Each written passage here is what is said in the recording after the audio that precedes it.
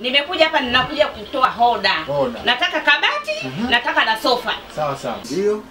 Hilo sofa hilo na hilo kabati.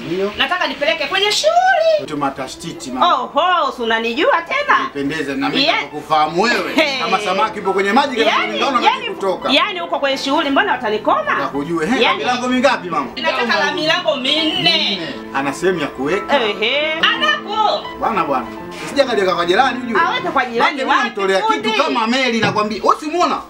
Huu mninga. Sasa fundi nakuachia advance. Nipe advance. Nakupa advance fundi. Kesho kutwa nakuja kuchukua. Kesho kutwa. Nakuja kuchukua vitu vyangu. Hizi hapa hivi. Ndio. Nataka nikija hapa advance hiyo nakupa fundi. Nisije hapa ukanitia yani ukaingia kichocholoni. Tukagombana. Yaani kwa hilo usiogope kabisa. Hela hiyo. Hapa kazi imekamilika. Kesho kutwa tunatia timu hapa. Usijali wala usiogope. Hata hiyo kadi yako itakuwa kadi yako kabati na sofa. Na sofa.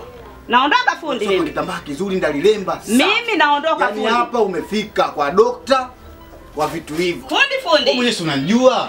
Mimi mambo mengi sina. Au umesahau. Oho, sio kusahau.